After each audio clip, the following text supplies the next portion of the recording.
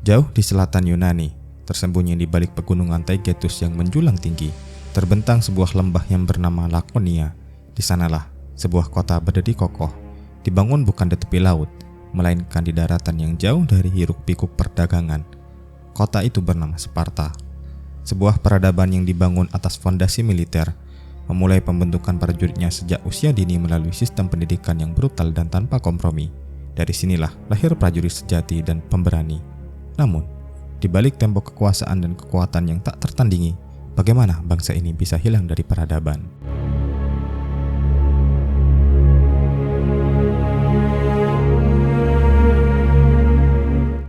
Sekitar abad kedua milenium sebelum Masehi, kawasan Yunani didiami berbagai suku bangsa Indo-Eropa yang bermigrasi. Salah satunya adalah orang Doria. Mereka dikenal keras, berwatak militer, dan akhirnya menurunkan bangsa Sparta. Sekitar abad ke-10 sebelum Masehi, bangsa Doria bermigrasi ke wilayah Lakonia, dataran di Peloponnesos bagian selatan. Mereka menaklukkan penduduk asli yang disebut Akaia, dan kemudian juga menaklukkan tetangganya di Mesenia. Dari sinilah lahir polis Sparta, yaitu negara atau kota yang berbeda dengan polis Yunani lainnya, seperti Athena atau Korintos. Setelah menaklukkan wilayah Mesenia pada abad ke-8 sebelum Masehi, Sparta memaksa penduduk lokal menjadi helot, yaitu budak negara. Para helot diwajibkan bekerja di ladang dan menyediakan hasil pertanian bagi tuan Sparta. Karena kebutuhan ekonomi ditanggung oleh helot, warga Sparta tidak perlu bekerja sebagai petani atau pedagang. Hal ini memungkinkan mereka memusatkan seluruh hidupnya pada pelatihan militer dan menjaga kekuatan tempur, sehingga Sparta berkembang menjadi negara dengan pasukan darat paling ditakuti di Yunani.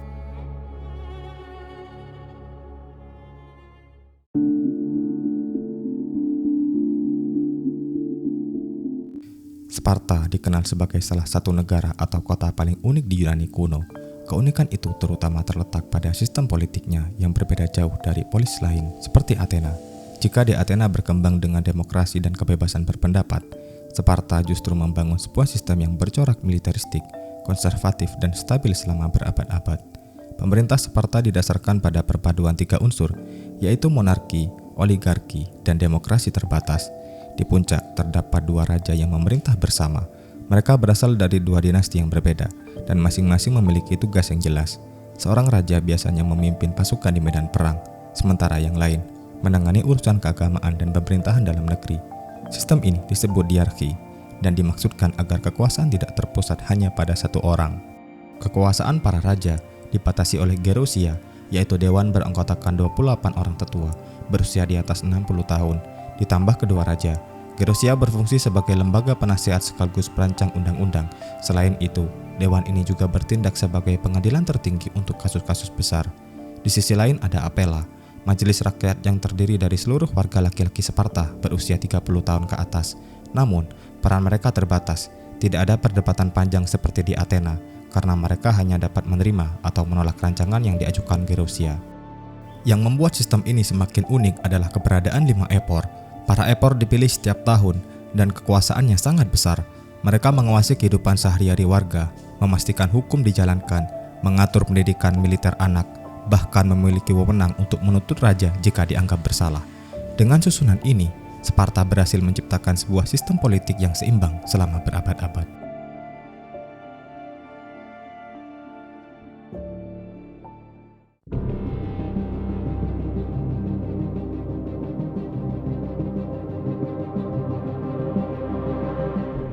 Menurut buku Constitution of Lacedaemonians karya Xenophon, pendidikan di Sparta yang disebut agoge adalah sistem yang sepenuhnya dikendalikan oleh negara dan dirancang untuk menghasilkan warga negara yang disiplin, tangguh, dan setia pada negara. Xenophon melihat sistem ini sebagai kunci kekuatan militer dan stabilitas sosial Sparta. Tujuan pendidikan ini adalah menciptakan prajurit hebat, tidak seperti pendidikan di negara atau kota Yunani lainnya. Tujuan utama pendidikan di Sparta bukanlah untuk mengembangkan kemampuan intelektual atau retorika, melainkan untuk membentuk prajurit yang kuat, berani, dan patuh. Sejak lahir, anak laki-laki dipandang sebagai milik negara. Pada usia 7 tahun, anak laki-laki Sparta diambil dari orang tua mereka dan ditempatkan dalam barak militer. Di sana, mereka hidup dalam kelompok sebaya dan diasuh oleh seorang pemuda Sparta yang lebih tua berusia sekitar 20 tahun. Kehidupan di barak ini sangat keras, dengan makanan yang minim dan pakaian yang sederhana untuk mengajarkan ketahanan dan daya tahan. Selain itu, pelatihan fisik adalah bagian terpenting dari Agoge. Anak-anak dan remaja dilatih untuk bertarung, berlari, melempar cakram dan berburu. Mereka juga didorong untuk berkompetisi dan berkelahi satu sama lain untuk mengasah keterampilan tempur mereka. Sanopor menyebutkan bahwa mereka dilatih untuk tidak takut pada penderitaan dan rasa sakit. Meskipun fokusnya adalah fisik, ada juga aspek mental dalam Agoge. Anak-anak diajari berbicara secara ringkas dan lugas yang dikenal sebagai gaya lakonik. Mereka juga dididik dalam etika dan moralitas Sparta, termasuk rasa hormat kepada orang yang lebih tua, ketaatan pada hukum, dan kesetiaan mutlak pada negara. Mereka didorong untuk mencuri makanan agar belajar kelicikan dan strategi, tetapi dihukum jika tertangkap, karena kegagalan mereka dalam menjadi cerdik. Sanopor memuji sistem ini karena berhasil menciptakan pasukan yang tak tertandingi dan masyarakat yang stabil. Ia percaya bahwa Agoge adalah alasan utama mengapa Sparta menjadi salah satu kekuatan terkuat di Yunani kuno.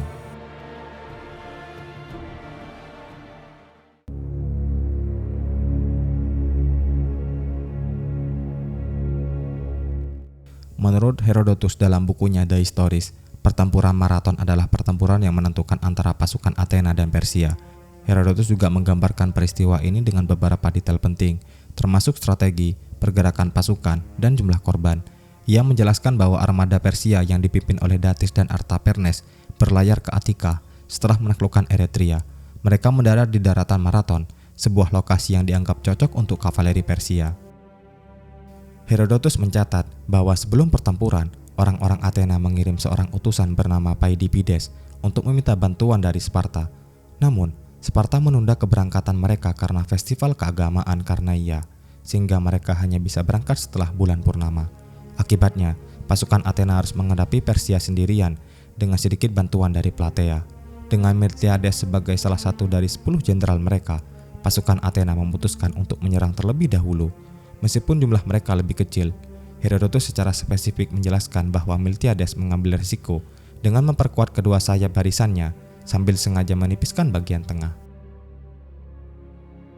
Saat pertempuran dimulai, bagian tengah pasukan Athena yang lemah mundur di bawah tekanan pasukan Persia yang kuat. Namun, strategi Miltiades berhasil. Kedua sayap pasukan Athena yang kuat kemudian mengepung barisan Persia dan menyerang mereka dari sisi, menyebabkan kepanikan besar. Pasukan Persia akhirnya melarikan diri ke kapal mereka. Herodotus menyatakan bahwa 6.400 pasukan Persia tewas, sementara kerugian di pihak Yunani sangat minim, dengan hanya 192 pasukan Athena dan 11 pasukan dari Platea yang gugur. Kemenangan ini digambarkan sebagai bukti kekuatan dan semangat juang orang-orang Athena.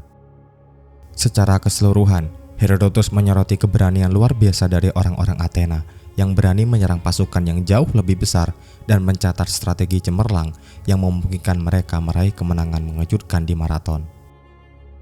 Meskipun kalah di Marathon, Raja Darius I dari Persia tidak mengabaikan ambisinya untuk menaklukkan Yunani. Ia mulai mempersiapkan pasukan yang jauh lebih besar untuk invasi berikutnya, tetapi rencananya terhenti karena pemberontakan di Mesir dan kematiannya sendiri pada tahun 486 sebelum Masehi. Anaknya yang bernama Xerxes mengambil alih takhta dan memimpin persiapan invasi kedua. Pada awalnya Xerxes tidak terlalu berminat menyerang Yunani, namun para penasehat dan pengaruh istana mendorongnya untuk melanjutkan ambisi ayahnya. Dari sumber lain mencatat bahwa salah satu motivasi utama Xerxes adalah untuk membalas dendam atas kekalahan telak yang dialami ayahnya di Marathon. Kekalahan ini dianggap sebagai penghinaan besar bagi kekaisaran Persia. Intinya, ada pengaruh para penasehat yang terus-menerus mendesak untuk melanjutkan invasi dengan alasan bahwa Yunani adalah target yang kaya dan layak ditaklukkan. Pada tahun 480 sebelum Masehi, Xerxes memimpin pasukannya untuk menyerang Yunani. Dari sinilah pertempuran-pertempuran legendaris dimulai.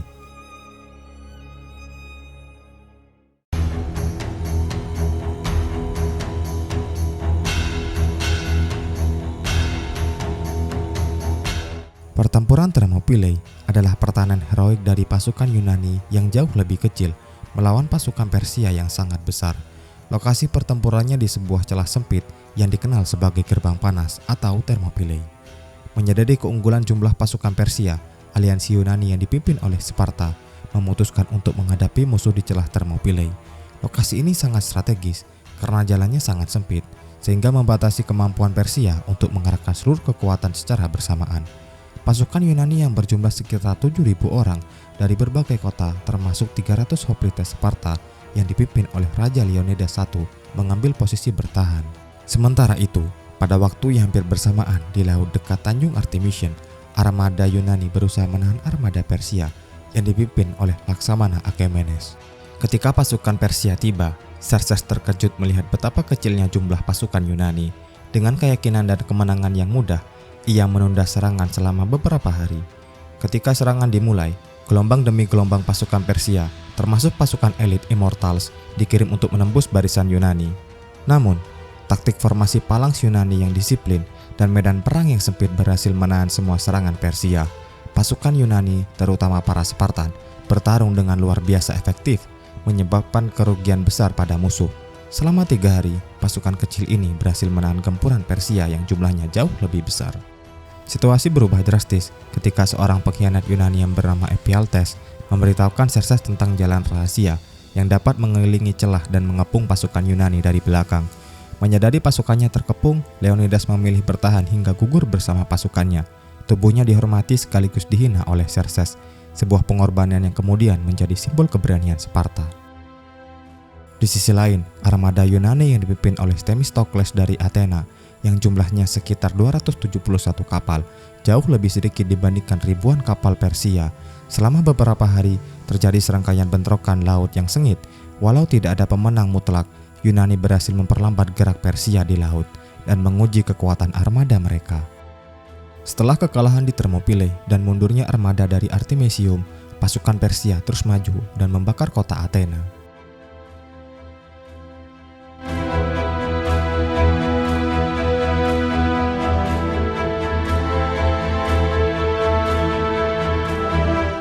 Setelah mendengar kekalahan di Thermopylae, para pemimpin Yunani berdebat apakah akan bertahan di Salamis atau mundur ke Peloponnesos. Themistokles, seorang jenderal Athena yang cerdik, berargumen bahwa satu-satunya harapan Yunani untuk menang adalah dengan memancing armada Persia yang besar ke dalam selat yang sempit. Dia percaya bahwa di perairan terbuka, keunggulan jumlah kapal Persia akan menjadi kunci kemenangan. Tetapi di perairan sempit, kapal-kapal Persia yang besar akan kesulitan untuk bermanuver. Themistokles menggunakan tipu muslihat yang brilian. Dia mengirim seorang budak terpercaya kepada Xerxes, memberitahunya bahwa armada Yunani sedang ketakutan dan berencana untuk melarikan diri pada malam hari. Themistokles juga menyatakan bahwa ia sebenarnya di pihak Persia dan ingin membantu. Xerxes yang ingin menghancurkan armada Yunani dalam satu pertempuran besar termakan umpan ini. Ia menempatkan armadanya untuk mengepung kedua pintu masuk selat, memastikan bahwa armada Yunani tidak dapat melarikan diri. Xerxes bahkan mendirikan singgasana di sebuah tanjung tinggi agar ia dapat menyaksikan kemenangan pasukannya. Pada pagi hari berikutnya, armada Yunani yang berjumlah sekitar 378 kapal menyerang armada Persia yang terjebak di perairan sempit. Kapal-kapal Persia yang berdesakan dan tidak bisa bergerak leluasa menjadi target empuk bagi pasukan aliansi Yunani yang jauh lebih lincah dan dipimpin dengan baik. Pertempuran ini berlangsung sepanjang hari, di mana kapal-kapal Yunani menabrak dan menenggelamkan banyak kapal Persia. Pertempuran Salamis berakhir dengan kemenangan telak bagi Yunani. Sejarawan melaporkan bahwa Persia kehilangan sekitar 300 kapal, sementara Yunani hanya kehilangan sekitar 40 kapal. Kekalahan telak ini menghancurkan sebagian besar armada Persia yang merupakan jalur pasokan penting bagi pasukan darat Xerxes. Setelah kekalahan ini, Xerxes menjadi putus asa dan memutuskan untuk kembali ke Asia, meninggalkan sebagian besar pasukannya di bawah komando jenderalnya Mardonius untuk melanjutkan perang di Yunani. Kemenangan di Salamis menjadi titik balik dalam perang Yunani-Persia dan memberikan Yunani momentum untuk akhirnya mengalahkan Persia di darat setahun kemudian dalam pertempuran Plataea. Kemenangan ini memastikan keberlangsungan peradaban Yunani dan mengakhiri ancaman invasi Persia.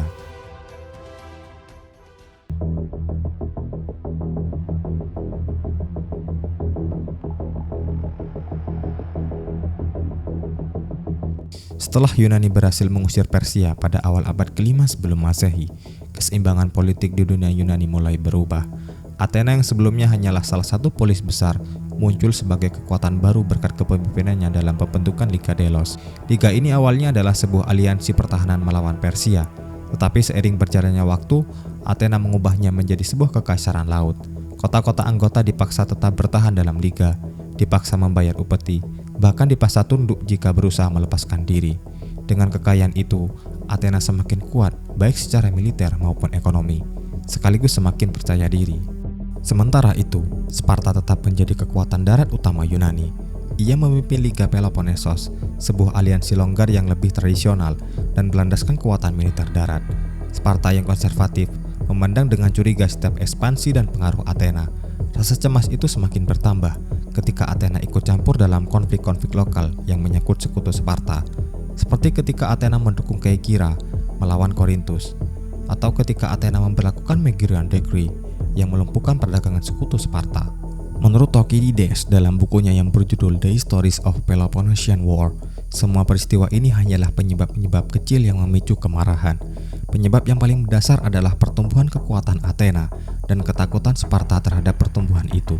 Sparta merasa dominasi tradisionalnya di daratan Yunani sedang terancam, sementara Athena dengan cepat membangun sebuah imperium yang tak bisa lagi diabaikan.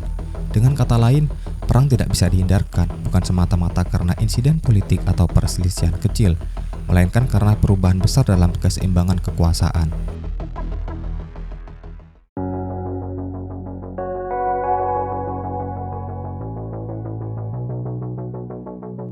Perang dimulai pada tahun 431 sebelum Masehi, ketika Sparta yang dipimpin Raja Archidamos II menginvasi wilayah Attika.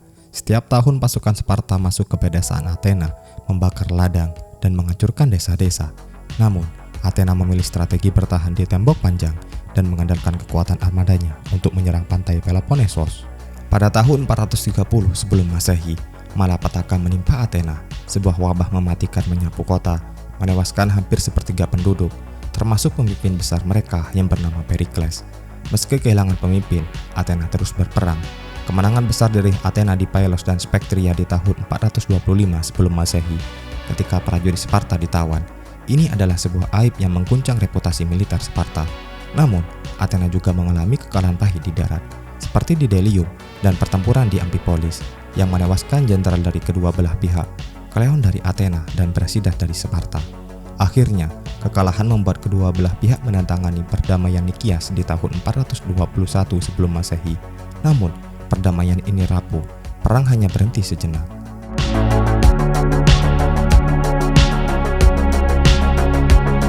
Athena yang seharusnya memulihkan diri justru terjebak pada ambisi baru. Pada tahun 415 sebelum Masehi, mereka mengirim ekspedisi besar ke Sisilia untuk menaklukkan Sirakus, sebuah kota kuat sekutu Sparta. Armada besar dikirim yang dipimpin oleh Nikias, Alcibiades, dan Lamachos. Namun, sejak awal ekspedisi ini bermasalah. Alcibiades dituduh melakukan penistaan agama dan melarikan diri ke Sparta, di mana ia membocorkan rahasia strategi Athena. Pasukan Sirakus dengan bantuan Sparta melawan Athena dengan sengit. Pada tahun 415 sebelum Masehi, ekspedisi ini berakhir dengan bencana besar. Armada Athena hancur total, ribuan prajurit terbunuh, sisanya ditawan dan dijadikan budak di tambang batu Sirakus. Kekalahan ini bukan hanya kehilangan militer, tetapi juga pukulan moral yang hampir mematikan bagi Athena.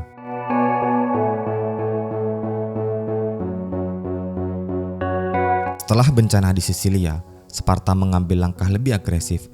Atas saran Alcibiades, mereka membangun basis militer permanen di Dekelia, yaitu di jantung Attika. Dari sana Sparta bisa mengawasi Athena, memutus jalur suplai, dan membuat warga Athena terkepung di dalam kota. Di saat yang sama, Persia mulai ikut campur, mendukung Sparta dengan dana untuk membangun armada laut yang kuat. Tekanan eksternal ini diperparah dengan krisis internal di Athena sendiri. Pada tahun 411 sebelum Masehi, sistem demokrasi digulingkan oleh kudeta oligarki 400. Meski tak lama kemudian demokrasi dipulihkan. Perang berpindah dari darat ke laut, dan Sparta mulai menyaingi Athena di medan yang selama ini dikuasai lawannya. Athena sempat bangkit pada pertempuran Kisikos di tahun 410 sebelum Masehi. Armada Athena berhasil menghancurkan armada Sparta dan menguasai kembali laut. Namun, kemenangan itu tidak bertahan lama. Sparta memiliki pemimpin baru yang bernama Lysander, yang mendapatkan dukungan emas dari Pangeran Persia. Dengan dana itu, Sparta membangun armada yang disiplin dan tangguh. Athena sempat menang lagi di Arginuse di tahun 406 sebelum Masehi, tetapi kemenangan ini berubah menjadi krisis politik ketika para jenderal Athena dihukum mati oleh rakyatnya sendiri karena gagal menyelamatkan prajurit yang tenggelam. Pukulan terakhir datang pada pertempuran Agospotami di tahun 405 sebelum Masehi. Lysander melancarkan serangan mendadak yang menghancurkan hampir seluruh armada Athena di Hellespont. Kehilangan armada berarti Athena tidak bisa mengimpor gandum dari Laut Hitam. Kota itu segera jatuh dalam kelaparan.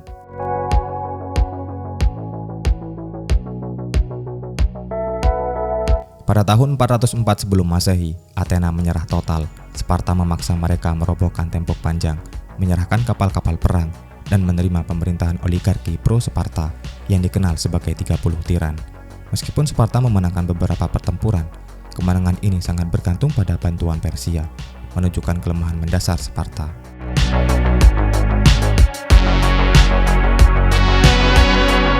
Setelah kemenangan dalam Perang Peloponnesos di tahun 404 sebelum Masehi, Sparta tampil sebagai penguasa baru Yunani. Mereka berhasil meruntuhkan dominasi Athena dan untuk pertama kalinya memiliki kendali bukan hanya di daratan, tetapi juga di laut berkat dukungan Persia. Yunani berada di bawah bayang-bayang Sparta, garnison ditempatkan di berbagai kota, pemerintahan pro-Sparta ditegakkan, dan untuk pertama kalinya Sparta berada di puncak kekuasaan. Namun, di balik kejayaan itu tersimpan kelemahan besar. Sistem sosial Sparta sangat kaku, jumlah warga penuh atau Spartiates semakin berkurang karena aturan ketat kepemilikan tanah dan pewarisan. Mayoritas penduduknya, yakni para Helot di Mesenia, tetap menjadi kelompok tertindas yang sewaktu-waktu memberontak. Sementara itu, elit Sparta menikmati hasil kekuasaan, tetapi gagal membangun sistem pemerintahan yang mampu mengelola kekaisaran mereka. Puncak kemunduran Sparta datang pada pertempuran Leuctra di tahun 371 sebelum Masehi. Di sana, mereka berhadapan dengan Thebes yang dipimpin oleh Epaminondas. Dengan taktik baru berupa falangs miring dan pasukan elit Squad Band, Thebes menghancurkan pasukan Hoplites Sparta. Untuk pertama kalinya, Sparta kalah telak di darat, bidang yang selama ini menjadi kebanggaan mereka. Kekalahan ini tidak hanya melukai martabat, tetapi juga memperparah masalah jumlah prajurit karena banyak Spartiates gugur di medan perang.